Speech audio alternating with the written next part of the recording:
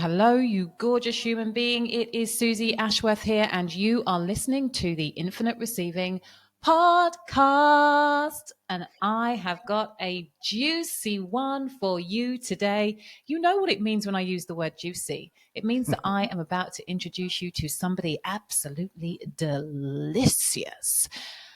Hello, Giovanni Marsico. How are you doing? I I love juicy and delicious. What a great way to start a conversation. Thank you. I'm excited. Did I pronounce your surname correctly? You did. It's perfect. Ah, yay! I am beyond excited to be having this conversation with you. I have been up in Giovanni's DMs for the last month or so, being like, I cannot wait to talk to you. I really want to drill down on all things events and community because I'm not sure that I know another human being who does this as well as you. You have Thank you. created something quite magnificent with the Archangel community, and I'm really curious to know, have you always been a community guy? Yes. So, first of all, thank you for having me. This is brilliant. I've been so excited to chat with you as well. And I'll give the short version of how I got here in terms of community and the Yeah. origin, because when I was in elementary school, we moved around a lot as a kid. I went to 5 different elementary schools, so I was often the new kid, and that meant often being awkward and bullied, especially around 5th grade, where the entire school board did IQ testing, and I scored really high, and they labeled me as gifted, and that meant once a week they would bus me to a different school to be in a gifted class with other super smart kids. But when I went back to my regular school, they would bully me for being Okay. smart. And it was very painful and made me stand out. And I didn't like this word gifted. However, it kind of taught me, or that experience taught me, how to get people to like me, how to build relationships at such a really young age, so that by the time I was in high school, I I started going to these teenage dance party things in Toronto, where I grew up in Canada, and I thought I could do this. So my best friend and I, when we were 17, hosted our first event, and we had 1,000 people, and Wow. I got I got really good at just connecting, relationship building at a very young age, and I felt in love with experience design and event planning, production, bringing people together. I tried to calculate, because I haven't really kept track, but I've had, I think, 500,000 people attend my events since then, and I've done a lot of events. So I've been doing event production, experience design, community building, curating for 30 years. Often with producing awe and surprise and delight and just wonderful experiences, and figuring out how to curate and talent scout amazing humans. 1,000 people at your first event. That is wild. What did you do? How did that happen? Like, do you recall the specifics? Because that number is a number that many people now, like, to host their first 1,000 person event is like the goal. That was the first thing that you did. Like, that's mind blowing. Yeah, and I was 17 years old. So, Yeah. but I can tell. At some point, I want to write a book called "Everything I Know About Business I Figured Out When I Was 16." So Yeah. and this is, by the way, before the internet, before social Yeah. media. It was the year 1994. So, for the one interesting thing is, I don't know how we got away with renting the venue. It was like an Italian banquet hall where they do weddings and stuff. And imagine two 17-year-olds coming in to Yeah. book the venue, but the owner was so kind to us. And we also hired an AV sound and lighting company to do all our sound and the DJ stuff. And I remember we showed up to the venue at 3 p.m. The sound guys were already there setting up, and they were putting tables everywhere. And their whole logic was, well, it's your first event, it's probably going to suck. You're maybe, this space fits 1,000 people, you maybe might get 100. So let's put a Yeah. lot of tables everywhere to make sure it's Yeah. full. And we're like, no, you don't understand. Get these. And we actually got into an argument, like, get these tables out of here. The event started at 8 p.m. At 5 p.m., we had a lineup. And the AV guys saw, and their jaws dropped, and they thought, oh no. So they started getting rid of all the tables, and it was wild. And the way we did it, so my high school, by the way, the elementary school where the bullying happened was St. Gabriel the Archangel. Oh, My high oh. school was St. Michael the Archangel. So that word has followed me my whole life. And in my high school, it was kind of like another gifted school where kids came from all over the city. So they, and from different neighborhoods. So we essentially created an affiliate program before affiliate programs existed in high school. So we told all of our, like, 100 friends in the school, go to your communities and we'll give you $1 for everyone you invite who shows up to this event. And the ticket was like $10 or something. So, and then that's how you scale and amplify connection, to have 1,000 people show up to an event. I still do that today. We do events with 3,000 people, and it's kind of the same thing. It's having the core group of people in the community and saying, listen, you have your clients, your community, your awesome people. They would love to come to this event. Let's collaborate and work together. And And what when you worked when I collaborate, was 16 works when I'm 46. do you pay people still? No, No. So what does that I, collaboration I'm, look like now? it works in different ways. So our first big Archangel Summit happened in 2016, and we launched the company in 2014. Most of our events were 100 to 150 people, and I said, Yeah. I want to do something really big, and I want to start doing bigger summits, and it had to be over 1,000 people because that was my first event when I was 16. I thought, Yeah. if I'm going to do a big entrepreneurial event, I want to do something like that, just a big show. And I can actually explain everything I did because we did zero ads Okay. and no, like, marketing. So the way I reversed engineered, and we had 1,500 people show up. So I said, the first thing I probably need is some really well-known speakers that would be a draw. And at the time, and one of them had to be Seth Godin because he was my hero, and I just loved him. I didn't know him at all. So we had Seth Godin, Gary Vaynerchuk, and Robin Sharma. And the way I invited Seth is my gift to everyone listening or watching this, because it's how you can basically get whatever you want as long as you understand this process. Hmm. And Seth, by the way, hates flying. He's not a fan of being on a plane. And he's super successful. So it couldn't have just been, hey, I'd like to pay you a speaker fee, because that's probably not enough. And the only thing I knew is that he checks his email and he responds to cold emails, which I still think is wild. But I emailed him. I said, Seth, I'm your biggest fan, and I know you've heard that a million times. And I've read all of your books, all 20 of them, and I know you've heard that a million times. But here's the thing: I know you haven't heard a million times. You may not have even heard it once. I'm your case study. And I went and broke down how every one of his books that I've read, I've actually applied and used his wisdom to create a result. And Yeah. I turned myself into his testimonial. And Yeah. I said, at the end of it, all of this has led to me producing this event with 1,000 people that only exists because I listened to you. Would you do us the honor of making this full circle and speaking at the event that only exists because of you? And his response was, how do I say no to this? And the way I think about all these things is that every single human, no matter who it is walking their life path, and there's a future they want to get to. That if you support them in getting there faster or easier, you become valuable to them. Yeah. And then you simply have to figure out what their path is and what their future is and how you can plug into that without asking for things, like making it more about them than you.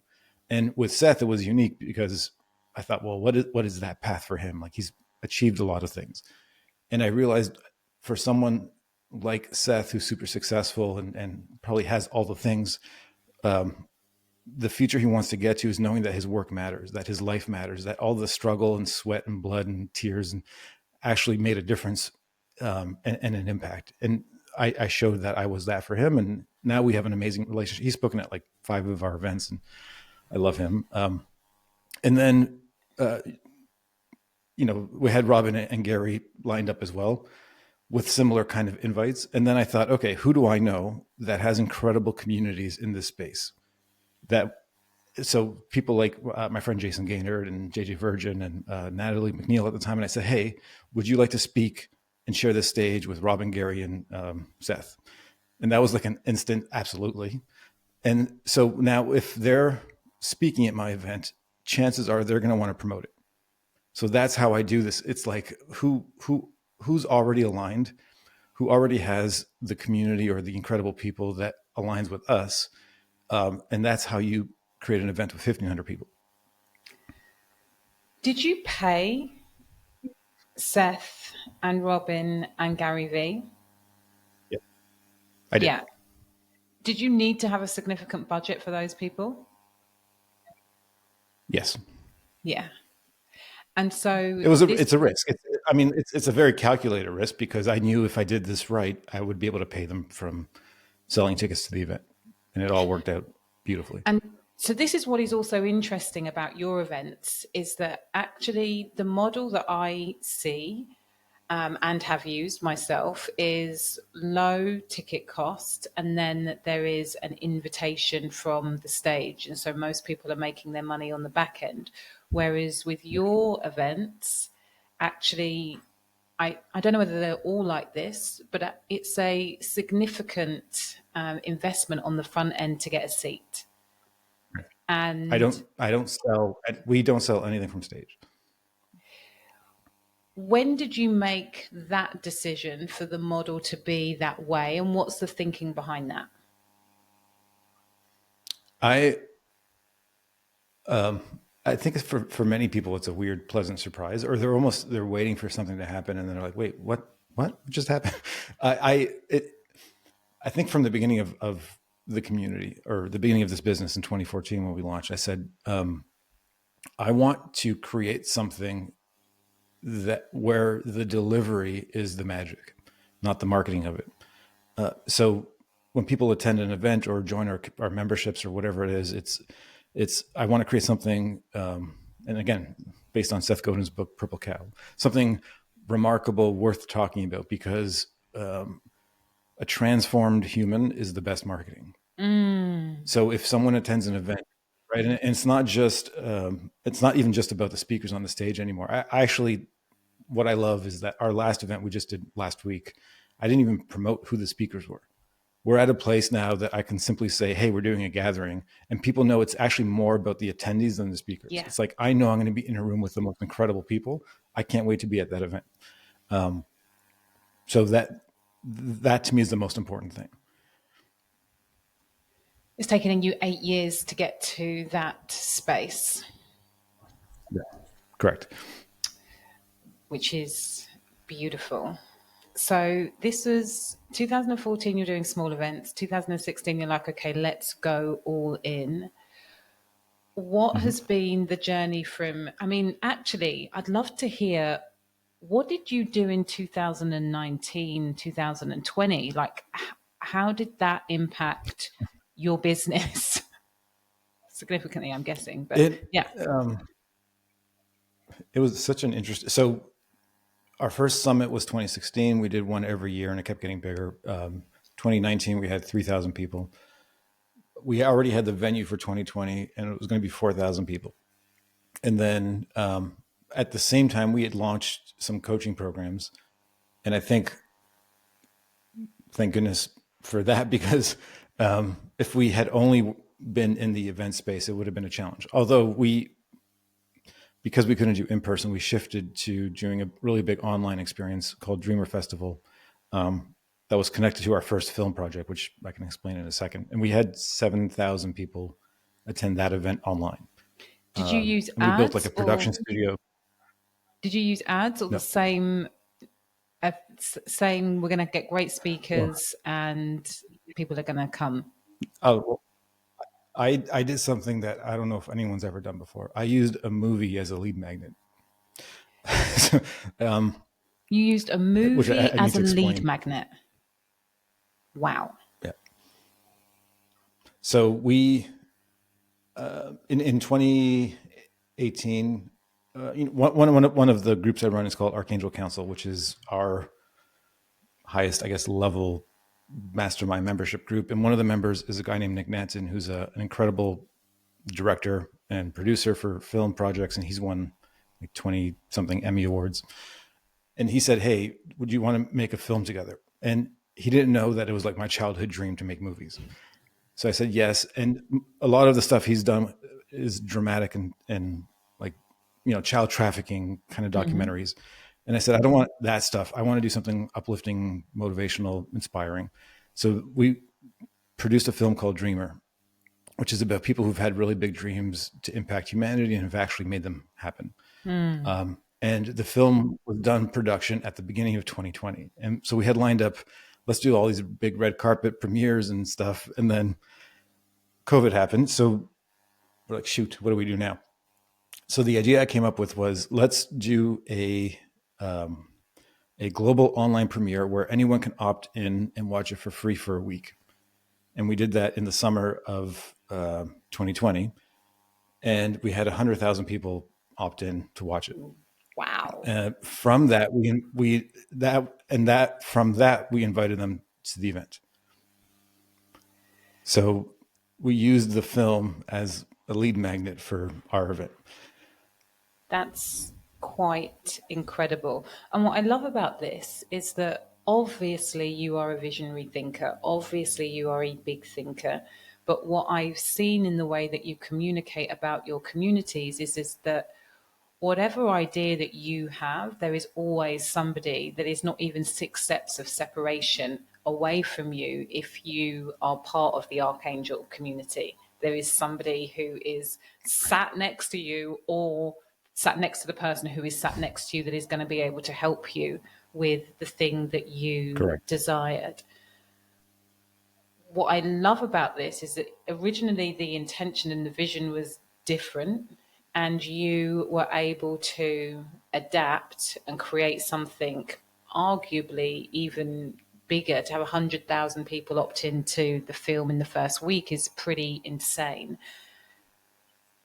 Would you say that one of your great traits is problem solving? Is it that you're good at reacting, or is it just like, okay, the landscape has changed, so what do we do in the new landscape? Like, I'm interested to understand how you think when it comes to creating new Thank you. things. Yeah, I have problem solving and strategy as superpowers, but I also have equanimity as a superpower, meaning how to stay completely, or not completely, but as calm as possible in a crisis. And it's, people attend even our biggest events, and any event I'm at, and I can't wait for you to come to one, you'll see I'm the most calm person in the room at Okay. one of my events. And people think, how is this possible? You're producing, there's always fires to put out and things happening. And it's a skill I've developed I think over the past 10 years of how to internally stay as calm as possible and operate from that place, Yeah. and how to be adaptable. Like when COVID actually happened, March and April of 2020, I wasn't scared. And I thought that was kind of weird because everyone was kind of panicking. And because of it, I thought, well, now I have a responsibility to step up and help a lot Yeah. more people because I don't feel the same panic. And that's been like that since. And it doesn't mean that life is simple for me or that I don't have issues. I have monumental problems. Like and you've probably faced this too. The more established you become in this space, or more successful, or whatever words people want to use, the problems don't go away. They actually become bigger because you're growing to adapt to larger puzzles to solve. Yeah. Yes, I second that. And Yeah. that being able to manage your emotional state, has that been, I've done this program or this course or I've released this trauma, or has it just been, okay, Giovanni, be present, like get with the moment? Has it been more self taught, or is this something that you have externally sought support with? It's both. I've been working with different coaches along the years, and um, for everything from understanding how trauma works and how Mm, to heal it, and to breath work, to mm, understanding psychedelics as medicine, to understanding how identity works, and even how we can shape who we are, and our I call it identity engineering, right? So if there's a part of your personality that feels like it's not serving your mission and purpose, you can literally adapt it as a skill. mm. And I think equanimity is one of those. Peace is one of those. Confidence is one. Like, I see confidence as a skill, not as a trait, or not as a personality trait. And this is available to all of us. Interesting. If you were going to develop confidence as a skill, what would be the top three things that you need to work on?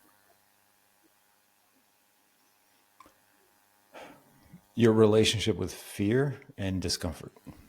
Mm. I so for example, I love discomfort. Do you?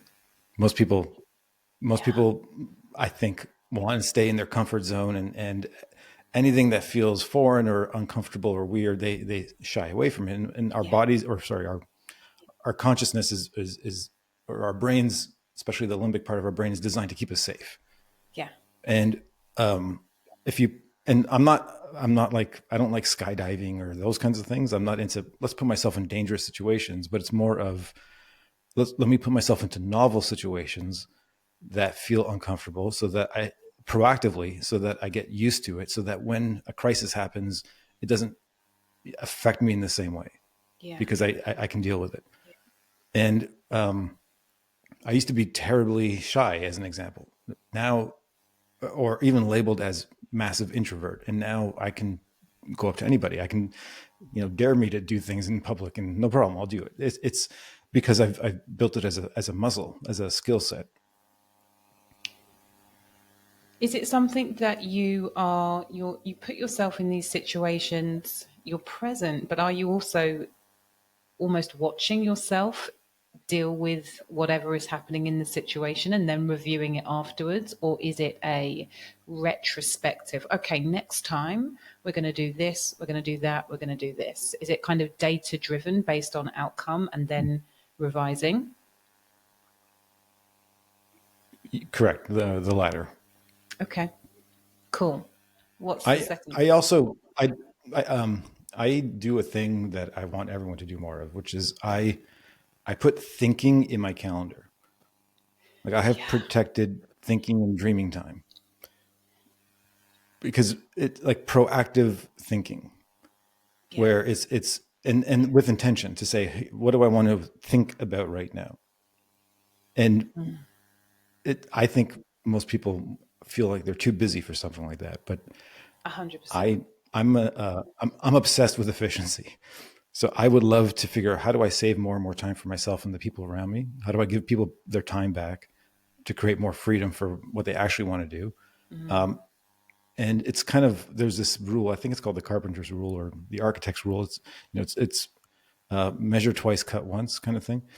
So how do you actually think about what you're going to do, so that it's way more efficient? You don't make as many mistakes. You move faster forward. And that's how I tend to approach everything. yeah, I think I talk about putting thinking time on the calendar. I do actually put thinking time on my calendar, and often I can find myself too busy to honor the thinking time that I have put on my calendar. So I really hear you, and I love the reminder and the invitation to actually do the thing that you know is actually going to make a huge amount of difference. What would be the, if that's the second thing, creating time to think will improve your confidence? What would be the third thing? Well, I think confidence comes from self trust, at least the way I define it. And that comes from making and keeping promises to yourself and to other people. So it starts with micro promises. And I see that as daily ritual and routine and habits of being consistent with things that align with moving you forward. Yeah. And my practice for this is that I like to think about myself in the future, or future me, as a mentor in terms of the future. So I'll set really big dreams and goals and think, okay, there's infinite versions of me in the future, Yeah. based on choices and decisions. But there's one version of me in the future that has achieved these goals. That's the guy I want to talk to, and I Yeah. want him to be my mentor. So then, when I'm making decisions, I'll ask him, "Is this the right thing?" And he usually has the right answer. And I part of love that that. is thank you. How to invest your time now. To me, time is the best currency. Time, energy, and then money. Because I think most people just seek money as the currency. But if you want more of the money thing, understand how to invest the time and the energy, and maybe even relationships as another one. Yeah. I love that. And it's interesting because as you were talking, I was thinking that for me, confidence comes through taking action. But I think that's very much entwined with the making promises to yourself and keeping them. I think that Right. those two things kind of come hand in hand. So thank you for sharing. There's a former mentor of mine, a guy named Dan Sullivan, who runs a company called Yeah. Strategic Coach. And I actually used to work as Strategic Coach. It was the last job I ever had back in the Okay. early 2000s. Um, and he has this awesome model around confidence, that there's sort of four levels, and it's commitment, courage, capability, and then confidence. And the idea is, you have to commit to working through fear, and that's the courage part. And then you build capability, and the more capability you have, the more confidence you build, right? So it's like anything, any skill that you want to acquire, that you've ever acquired your whole life. Think of, like, are you, for anyone listening or watching, are you afraid to brush your teeth? Like, it's Mm, a silly question, but the answer is hopefully is no. yeah. But the first time, probably. It's, or anything that is a daily ritual or habit, or part of your routine. Are you afraid of it? No, because you've done it a million times. But the first time is challenging. So if you want to develop more confidence across the board, it's understanding that you have to go through the discomfort. And this is back to my discomfort thing. So if you could find ways to proactively be uncomfortable because it's new, like a new skill, but you're proactively going in that direction, and then you keep practicing it, it becomes a capability, becomes a skill, eventually becomes a superpower, or at least it amplifies your confidence. Yeah. We were talking a little bit before we went live, and actually, you mentioned this in one of my DMs about your big vision. And I think this ties really beautifully into what we were just talking about, because in order to have the type of vision that you are moving into or that you have claimed, I think that you probably need, in equal parts, confidence and, dare I say it, insanity. Like, it is huge. So I would love for you to, first of all, share what the vision is. Thank you. I'll start by saying that next year is our 10-year anniversary. And when I launched this Archangel company, at the time I thought I had really big goals, and I did. They were audacious and big, and all of them have come true, and all of them had led to byproducts of bigger things that I couldn't have even imagined when I started. Mm. So earlier this year, I thought I should do this big dreaming thing again, for the next 5 to 10 years. And what could that look like in a way that hopefully scares me, a little or a lot. And I'm still having struggle with the scaring thing, which is mind blowing to me, but, and has the highest and best use of my gifts, to impact as many people as possible. That's kind of how I wanted to do this. And I came up with three, what I call moonshots for the next 5 to 10 years, like giant, impossible goals that I want to challenge myself to make possible. And the first one is that in the year 2028, I want to do an arena tour. So I want to sell 1 million tickets to events in a 12-month period, kind of inspired by Taylor Swift and Beyonce. Yeah, And that's exactly who I was thinking not, of when you said yeah, that. thank you. And the the one thing I want to share is that I label. So I have two sets of goals that I have in my head. I call them destiny goals and odyssey goals. The Okay. destiny goals are these ones, like the big future. Holy crap! Can you imagine if this actually happens? Yeah. And then the odyssey goals are how I live my life on a day to day basis to get to the destiny. Yeah. And I'm not as attached to the destination. It's more Sure. about what will the path and journey look like if that is the direction I'm heading. Right. Yeah. So if I don't sell 1 million tickets in the year 2028, I'm not going to be upset because I'm working now towards that. And let's say it's 200,000 or 500. I don't care. It's the impact that's awesome. But I'm pushing myself in that discomfort and impossible place to create magical things along the journey. The second moonshot is to produce a film that wins both an Academy Award and a Nobel Peace Prize at the same Ooh. time. And again, and that's within the next like 10 years. And again, I don't even know how to do those things. Yeah. But the how is the easiest part because the how to me is more about who. I'm really Yeah. good at connection. So someone out there knows how to do all of that. I'll find them and I'll build a relationship with them and make my life easy. And then I'll connect them to people in my world. But the point is even how do I create a film that is worthy of those things, whether or not I win? Yeah. That because people say one of my gifts is connection and curating awesome people, and I thought, well, what if I connected everybody? What would that look like? And what if I made a film about that somehow? So that's in the dream zone. And then the third one is help 1,000 people become millionaires with the definition of that word to be redefined to someone who impacts 1 million people. Mm.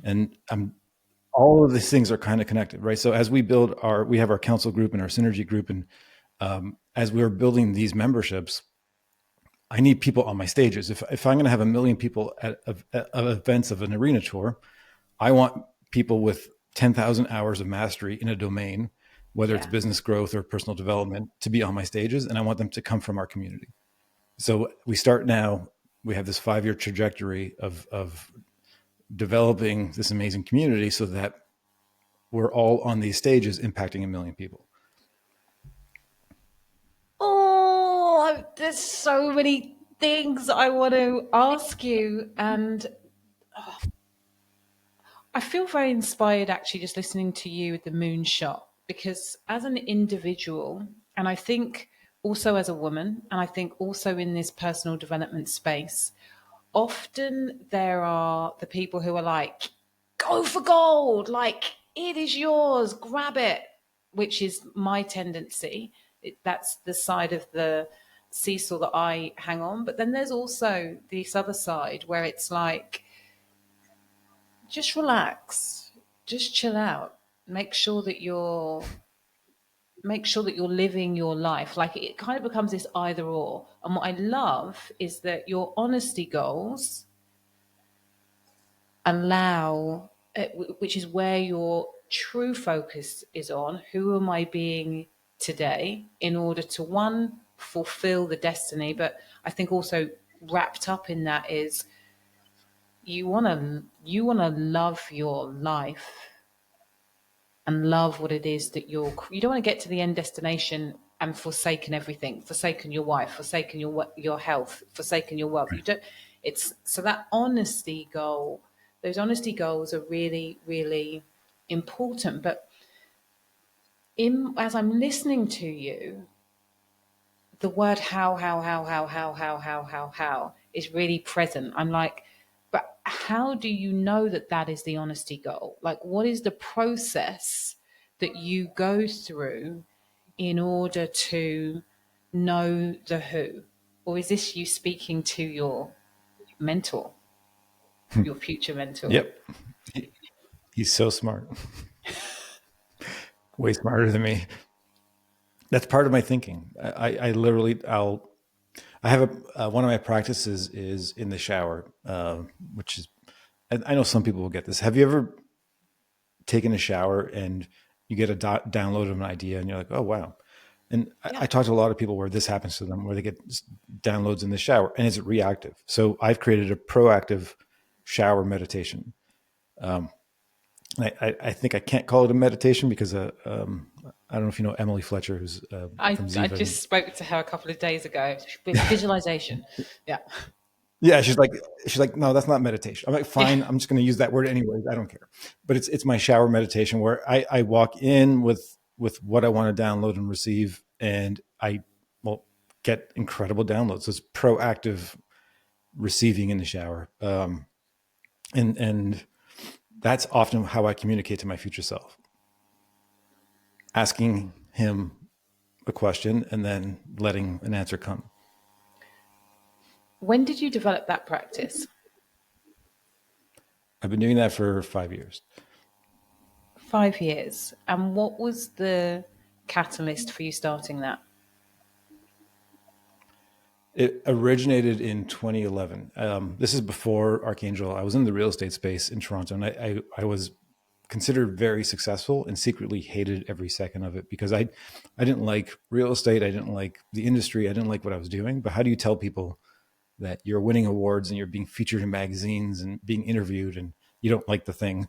Like I'm very grateful for the experience because it afforded me the chance to create Archangel and build my relationships and invest in personal development. But I was really struggling and like secretly depressed. So I hired a coach.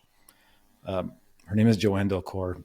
I love her forever because she helped me so much during this difficult period. And she was the one who taught me, like she said, lie down on the couch, imagine what you're going to look like in 10 years and call him something different than you and communicate with him. She was the one who taught me this, and originally in 2011. And then I didn't really make it a practice until after I realized how powerful it was a few years later. So, what's your future self called?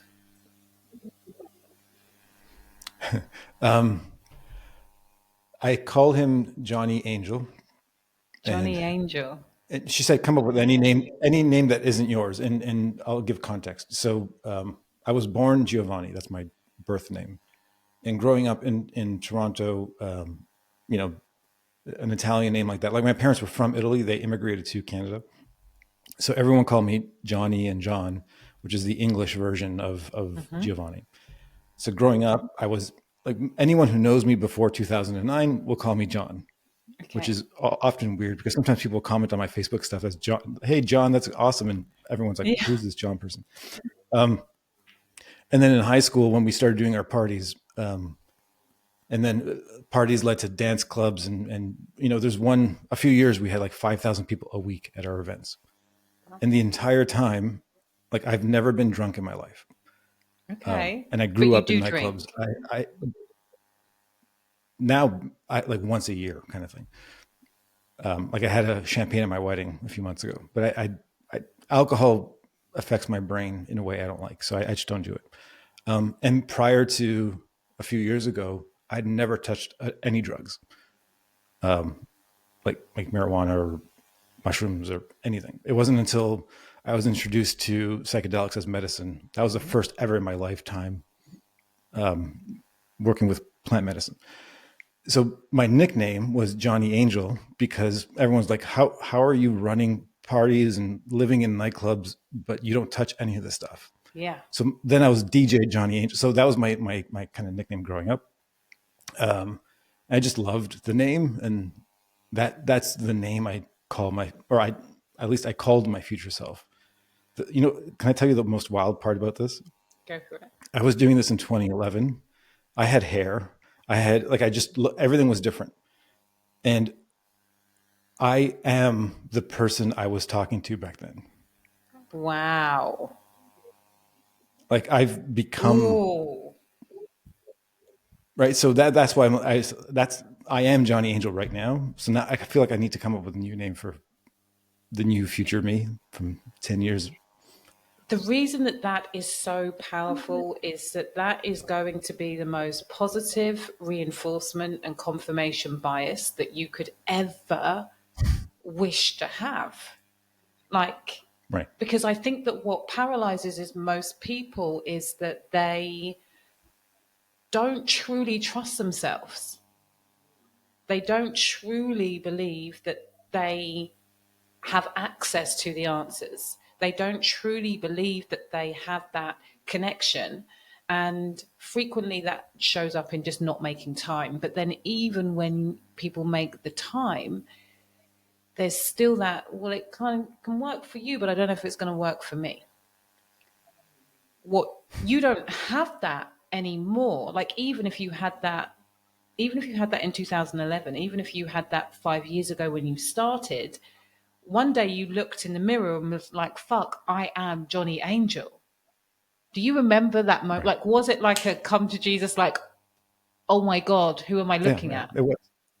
Okay, tell me about Because, it. well, the first, the catalyst was when in 2011 I told Joanne I'm bald, like visualizing my future self, like a shaved head, and I thought I'm never shaving my head because it was just such hair was a thing.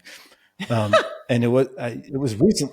I think it was like a year ago. I was speaking at an event about this concept, and then it just kind of all struck me. I'm like, oh wait, I've shaved my head a few years ago, and then I just kind of connected all the dots and thought I am the person that I was speaking to back then, like from a confidence level, from everything I've created, from all the things I dreamed about. It's wild.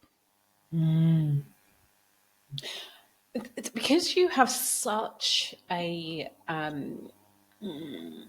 your energy is so solid and so stable. This is the equanimity piece I think that you were talking about. It's very comforting and reassuring and all of those good things. I'm curious. I know that there have been down times. I know that there have been hard times. I know that there have been times where you have been challenged because that's the human experience. But the man that I'm speaking to right now, I'm almost like, it's like Teflon. I feel like it's just going to bounce off of him.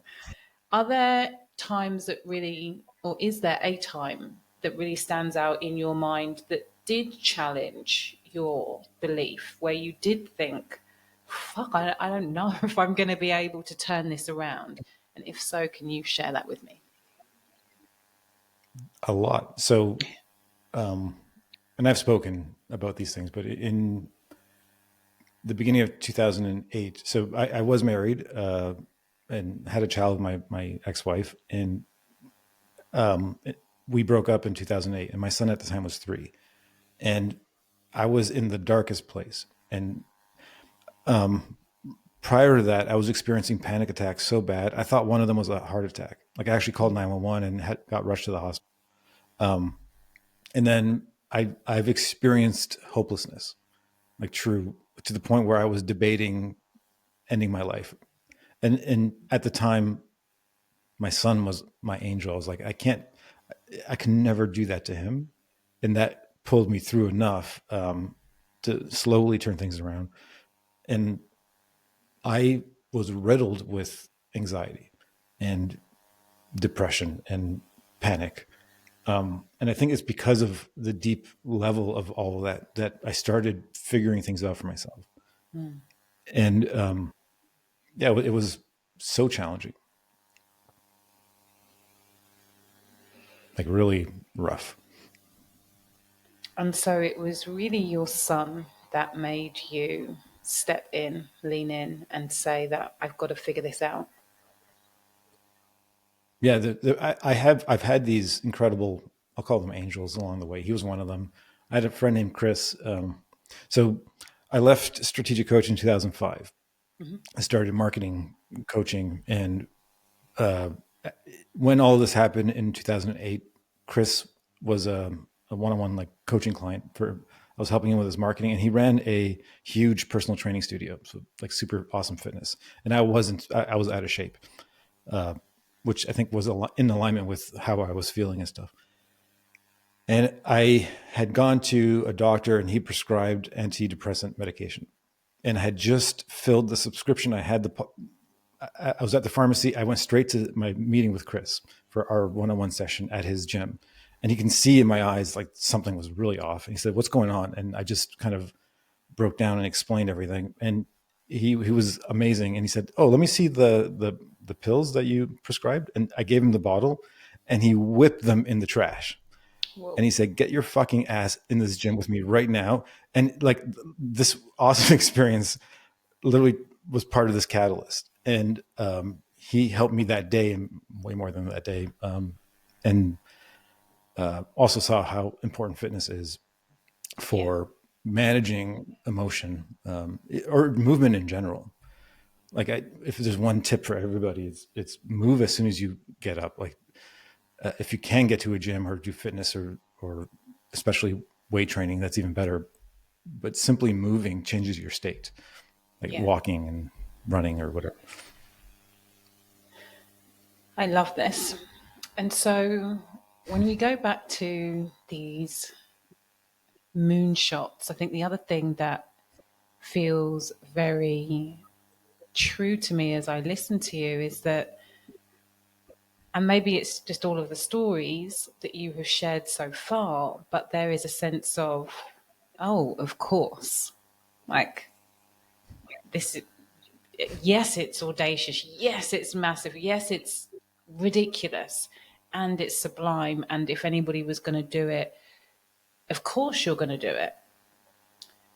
And then I'm also thinking about your wife, because you've just got married. And I'm curious, I don't know anything about your history or dynamic, but I wonder, is she in the business with you? And how does she respond to these big, Well, audacious dreams? she's probably been the biggest angel on this journey, right? So we've been together for 8 years. And we moved in together in 2017. So the marriage, we did everything kind of backwards. We already had children from previous marriages, and there's 3 boys. And we've been living together for a while, and she has her own business and platform, and she's incredible. Her name is Dr. Stephanie Estima, and she's an educator and really big in the health space for health optimization. So when we met, actually, like the year we met, I lost 70 pounds from just listening to her. Right. Okay. And Wow. and she's also my trainer. So if you follow her, you'll see, and I'm her epic Instagram husband, taking the most incredible cinematography in the gym. But we are very synergistic, and we're each other's partner in shine in every way. So, we have 2 distinct organizations and businesses, but secretly we're each other's like partner. Is that the secret?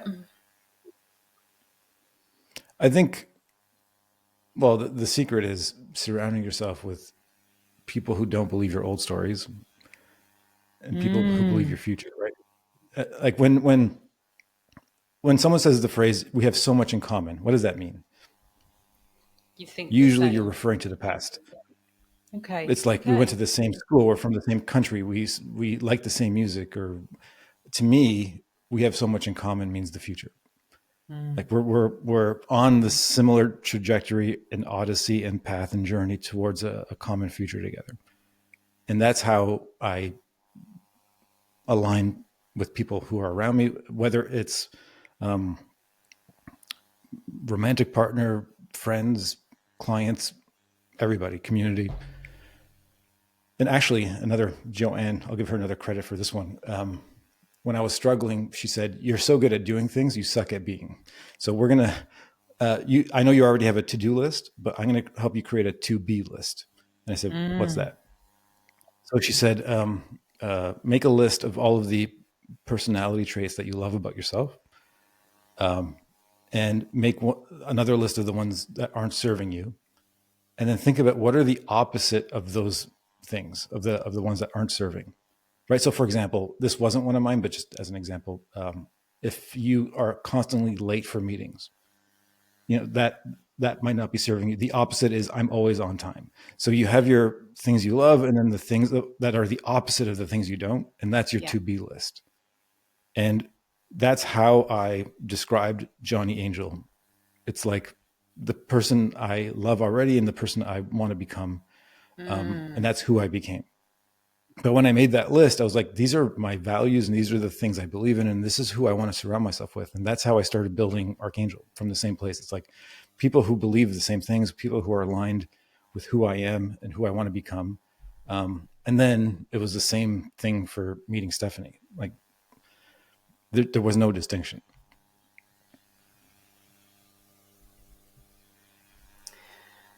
I feel like so many of the things that you have shared today are just really helpful philosophies, values for living. It's like, okay, we want to step up, we want to step in, we want to upgrade.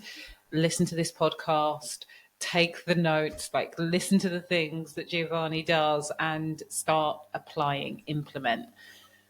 I am curious because personal development is obviously such a huge part of the reason that you have been able to grow. For those people who are feeling stuck right now, maybe even hopeless, if we had to distill into three things that you would recommend them to do in order to start creating a new reality for themselves, what would those three things be?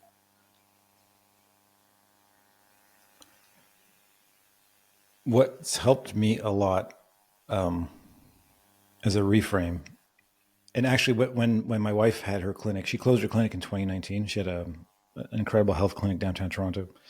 We had this huge whiteboard in our like team area, and across the top of it we wrote, "It's all about them," meaning like I have this thing I teach called the the spotlight and the beacon, meaning when you're feeling the hopelessness, you feel like there's this giant spotlight shining on you, showcasing all of your flaws and all of the things you don't like, and you can't see anything else because there's this blinding light. And if you think of I don't know, like Batman, if for anyone who's seen the Batman movies, there's the bat signal, like there's a giant beacon shining to the sky.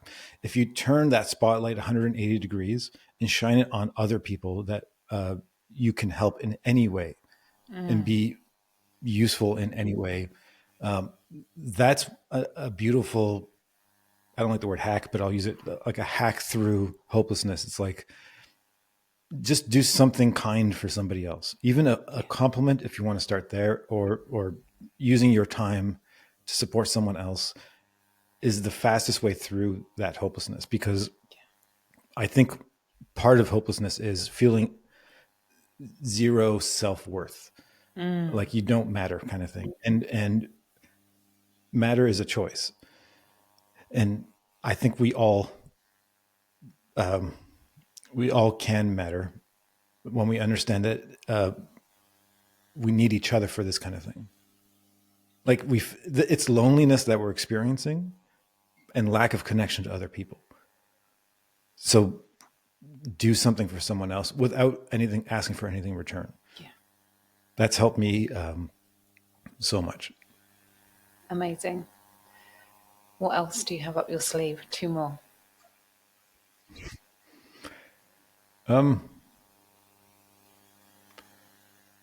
I, I do a weird thing. I do a lot of weird things, or at least I consider it weird and fun, where I keep a journal of stress. Let me explain. So for most people, 99.9% of the things that have stressed you in your life don't exist anymore. The problem is once it's gone, you completely forget about it because it's not in your consciousness, right? So I'll give a weird example. We used to have a car that we sold a couple of years ago that the air conditioning broke, and it was very annoying in the summer to drive a car with no air conditioning. It was very frustrating. That car doesn't exist anymore. It's not a stress anymore. But unless you consciously think about it, it's just gone in the past. And the majority of the things that used to stress us is gone. So what I do is I think about those things from a place of gratitude that they don't exist, to realize how far I've come, and to realize that I'm so blessed at where I am because I don't have to think about those things or worry about those things. And it's a nice reframe, because we're always going to have things that challenge us. And then to realize the current problems, and people use that word. I like the word puzzle. The current puzzles I have are my training to get me to my next level. It's like a 1980s video game, like Super Mario Brothers, that I loved when I was a kid. Right, so you start the game, you're at level 1, you have to beat the little monsters, you get to the big monster at the end of the level. Sometimes it takes Yes. 20 times to figure out how to beat them. Then you get to level 2, and you're at the beginning. Like, we're all, I'm on level 172 right now of my life's game. And every level gets more and more challenging. It's very frustrating, but you've achieved 171 levels. Yeah. And the harder part too is that you start at the beginning of level 172, which makes you feel like a beginner again, and you have imposter syndrome, and these things keep coming up because it's new and novel and different. So you have to remind yourself that you've been through all these levels before, and to celebrate the progress of how far you've come. Yeah. I think that is super potent, super powerful. I feel like we had 2 and 3 in one there. So thank you Thanks. so much. Almost the perfect way to end this conversation. However, I have some quick fire questions that I like to ask all of my guests in celebration for the launch of the Infinite Receiving book. And so I am really curious. When I say the words infinite receiving, what does that mean to you? Oh, it's such serendipitous timing. I have labeled myself as a super giver. And I feel like a lot of people in our community feel the same way. Like, they love to serve, they love to give. And sometimes that aligns or matches up with struggling to receive, struggling to ask for help or support, or so yesterday I was doing I was actually in my backyard thinking. And the download I had was, I am a receiver. Because, when you label yourself with things, you tend to stick to the story. So I've always been, I'm a super giver. So it's like, oh wait, I'm a receiver. And I had a conversation with our community yesterday when I taught them the same thing. I said, just start saying that I am a receiver, because you already label yourself as a giver. You might as well start using that language and see how it unfolds. Right. So to me, infinite receiving is, and by the way, I love words that have multiple meanings, but they kind of relate to each other. Like, receiver can also mean like a radio, Yes. tuning into a signal, Yeah. right? So, like, back in the days when we had stereo systems, one of the pieces was Wireless. called a receiver. It was the Yeah. Yeah, it was the thing that brought in the frequency and Yeah. the radio stations, and you would tune into a specific channel. Yeah. So it also means to tune in. I love that. My next question, and you kind of answered it in the first one actually, is how good are you at being an infinite receiver? And I feel like Cool. It is a beautiful work in progress. I am the best I've ever been at it. I used to completely suck, yeah, but that's yay. in line with my confidence thing. Yeah, I'm getting way better. Where or who in your life can you allow to love you more right now? Cool.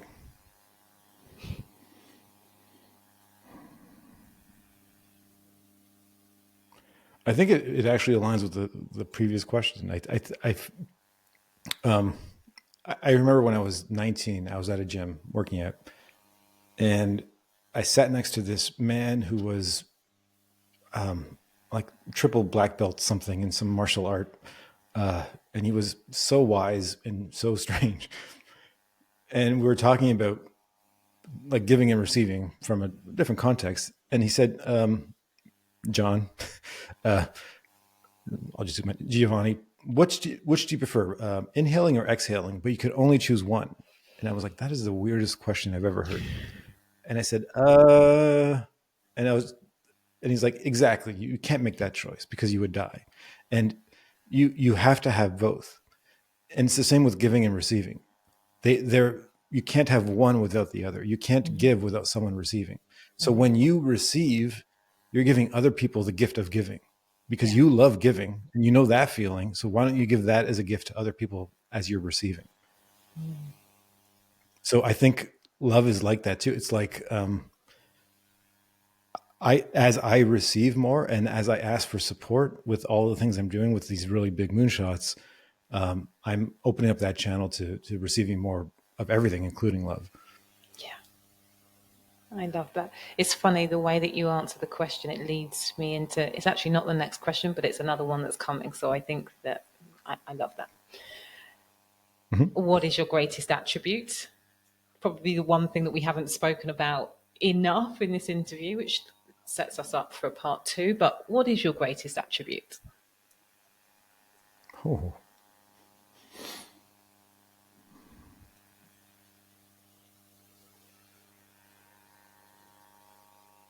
If I asked, well, I'll give two answers. If I asked everybody else, they would say I'm amazing at connecting or connection, Yeah.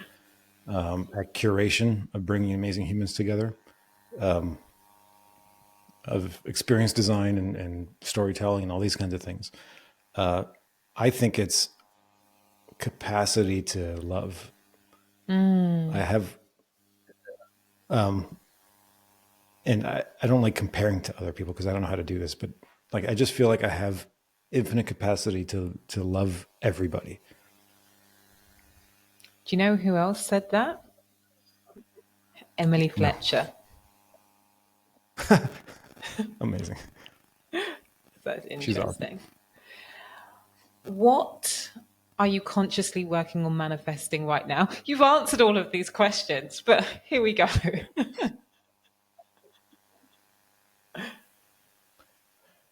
Right now, I am seeking to connect with people that need to be in our world, that need to be on our stages, that need to be in our community because I I want to create these 1,000 millionaires. Yeah. So I want to attract them into our energy and have them be on this journey with me.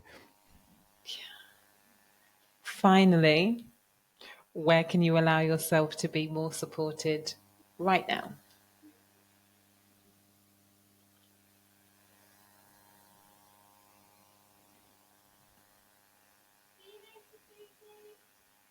I think it's in building team Yeah. and collaboration for all the things we're doing, right? So part of getting to this bigger future is to figure out who do I need to support me, protect my confidence, to protect me from all the pressure and noise and all the insanity on a day-to-day basis. So in the new year, that's going to be a big thing for me in terms of what does the 2028 team have to look like and how do I reverse engineer to today. Okay. Beautiful. I've adored this conversation so much. Please, can you share with my lovely audience just how they can connect with you and find out about your programs and events and stages and all of your good stuff? I would say on social, Facebook and Instagram are the easiest, at Giovanni Marsico official and giovannimarsico.com for website to follow me there. Just if you Amazing. hear this, if this resonates, DM me, like reach out to me. Let's chat. Beautiful. Giovanni's already said it. I feel like we've been on this psychic plane where he answers the questions before I've asked them throughout this interview. If you have loved this interview as much as I have, do me a favor, please share this with one of your friends. DM us on Instagram. Let us know what your key takeaways were from this session. And in the meantime, please remember that faith plus action equals miracles.